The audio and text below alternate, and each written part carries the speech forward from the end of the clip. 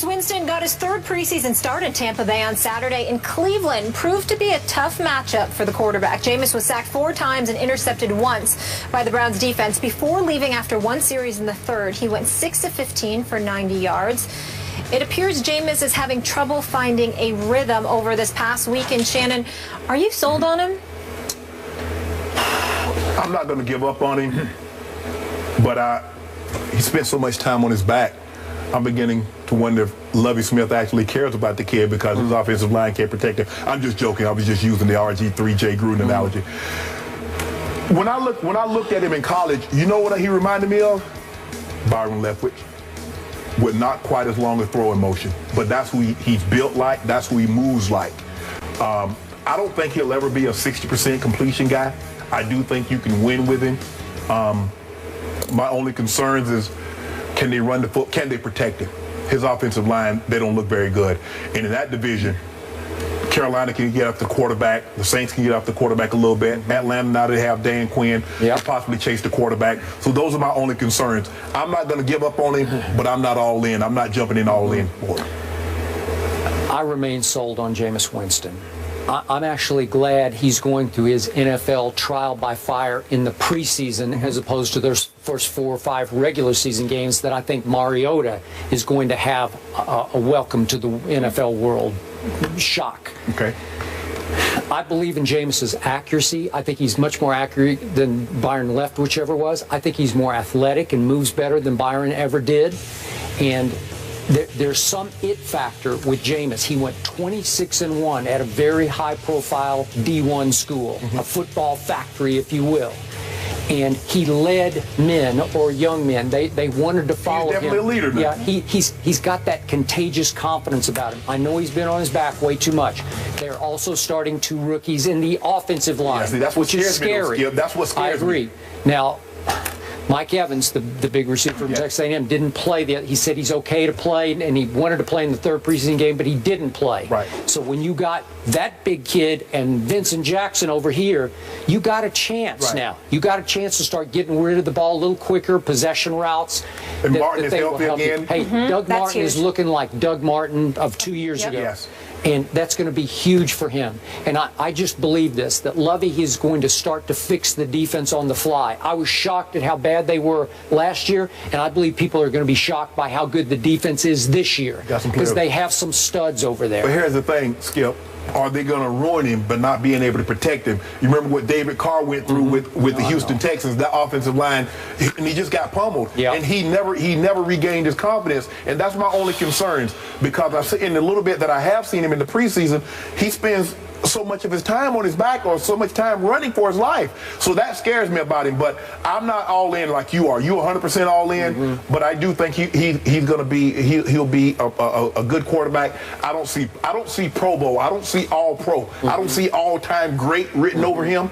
But I think he'll be slightly better than what we think. I think he can be a star. And I do not think this is one young man whose confidence will not get wrecked. Like you talked about, Carr's confidence just got bludgeoned until he didn't have any. Yes. I don't think you can wreck this young man's confidence. It happens to everybody, Skip. It happens to everybody. You get hit enough, as they say in boxing, once you get knocked out one time, there's always that doubt in your head, this could happen again. Quarterbacks go through it. Peyton Manning told you, even when he came up, not only could I get back to being the old Peyton Manning, but could I even be a decent quarterback in this league? Tom Brady, you go through this, and he's going through it as a young, but even as you're young and you think you're invincible, when it happens enough, it starts to weigh on you. You're like, man, what's going on here? And then you're going to start hearing the groundswell. Well, they should have took Mariota. Fans start booing. They're not winning any game. Now, as long as they win, it doesn't matter what his numbers look like. They'll be fine. But what happens if they don't get off to that good start and he's still getting pummeled? Then what happens? Boy, you're down on every quarterback we talk about. I'm just realistic. Tony Romo, Sam Bradford, I'm not down on Romo. Yes or no? You down on Mariota? I'm putting you on the spot there with the yes or no. I just haven't seen enough. I mean, I got to let them play. I got to see at least 8 games. Regular season games, yes. Meaningful games, not no preseason. 10 plays here, 20 plays there. Thank you. Got it. All right, we know the Eagles soared, but how about Tim Tebow? Oh, my God. Skip. find out if he's making Philly's roster You next. brought me back for this. Shannon can't wait for this. I got no comment. Shannon's hype.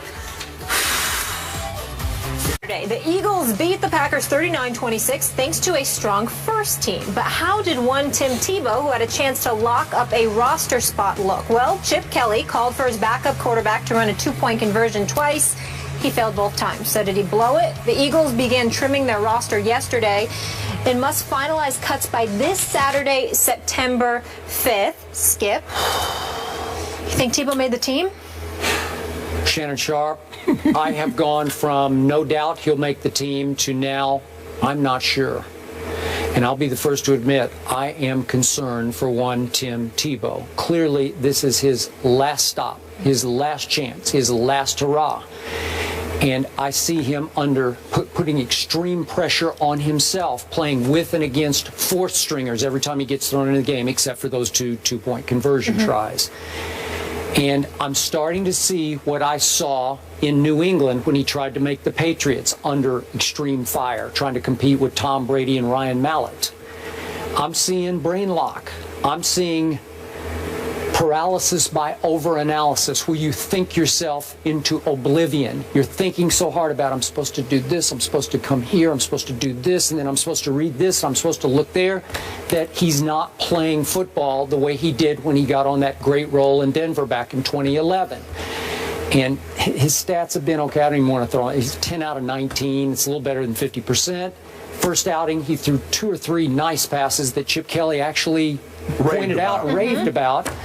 And then it wasn't so good in the second one, and it was maybe even a little worse than the third one. He only threw a couple of passes the other night, completed both of those. He's run 10 times for 50 yards. I think Chip Kelly loves him as a guy. How can you not? Because he's everything you'd want to coach. So it's up to Chip Kelly to be that against the grain guy, the one guy in the league who would say, no, I'm going to keep him.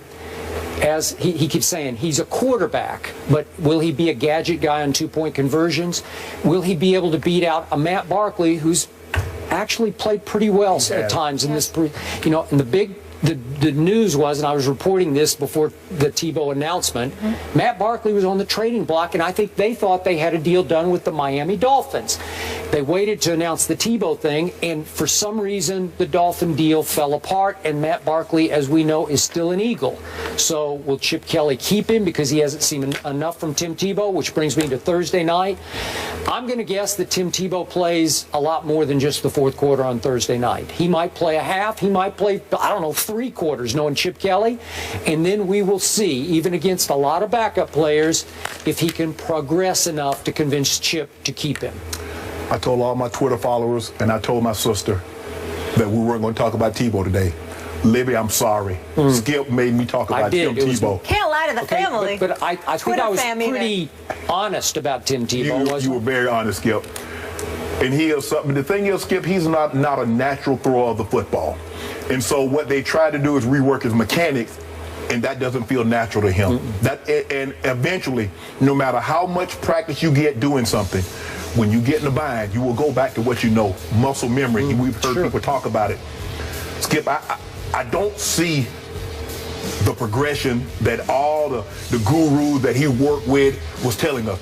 Tim Tebow is one of the 10 or 20 best throwers of the football. If you line them all up there, you couldn't tell them. That was from Tom House, my friend in L.A., who was tutoring Tim. And tutors Drew Brees and Tom Brady and everybody else. A lot of great quarterbacks. Yeah. I don't see it, Skip. I don't see that he's gotten better throwing the football. I don't see he's gotten better processing information, reading defenses. And as you mentioned, if he plays 3 or 4 quarters, let's say he plays 3 quarters on Thursday night. Can you imagine the pressure that he's going to be under? Because think about it. These are not starters. A lot of these guys are probably not going to make the roster. And if he doesn't have a good showing and you saying he's pressing, I believe he's pressing because he's like, I want to show, I need to show, I need to show. And he realized this is it. Because if you can't play in Chip Kelly's offense, what offense can you play in? This is it. This offense is really tailor-made for his skill set. Nobody else is going to build an offense around Tim Tebow's skill set. So this is the last stop. But I just don't. I want to, and I saw what you saw the first game. but they were short passes, quick throws, Skip. You know, the first pass he made was really good, where he stepped right back in the pocket, threw a rocket up the middle. He did. Yeah. And they were like good throws. And then he kind of like reverted back to like holding the football, taking sacks, you know, balls way overthrown. It just doesn't look good. And he was doing a great job at the SEC network. And I know he says, well, I want to live out my dream. Skip, nobody says how long that dream gets to last. He played 3-4 years in the National Football League. He had a 7-8 game run that was good as anybody could have hoped for. Maybe that's it, Skip. Maybe we don't all get to have 13, 14, or like Peyton Manning, 4 neck surgeries in an 18-month span, come back and to be Peyton Manning again. We don't all get to have those kind of careers. And I get what Tim's saying, that, you know, my dream is to play quarterback. Well, Tim, maybe you've already fulfilled your dream. No one said that dream had to last for 6 years, 7 years, 10 years. Maybe it was only 3. And be satisfied with that, because there are a lot of people. It's hard for me to process how one player, as a second-year player, could be that great for that long stretch in Denver, win a playoff game. I wouldn't say he was great, Skip. He was good, Skip. Come on now, Skip.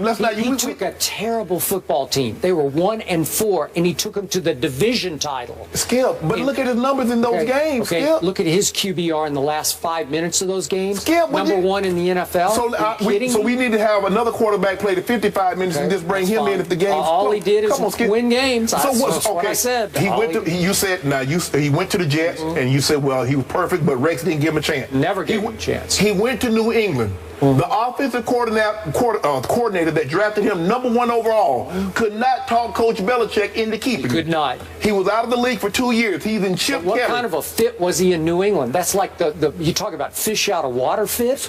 You told me. I watched Skip. You know I watched you.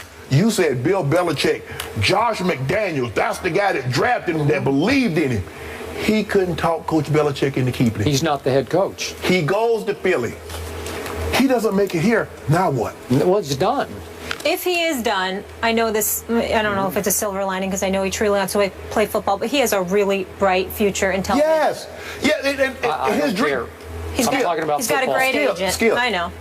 His NFL career, I mean, he lived out his dream. No one said it had to be 7 years. All right. I didn't say I'm giving up on him. I just said it's going to be tough. We got to move on here, guys. The Bills hang 43. We got smiles and laughs on the Steelers' defense. Will the defense be the reason why the Steelers won't make the playoffs? No steel curtain, my friends.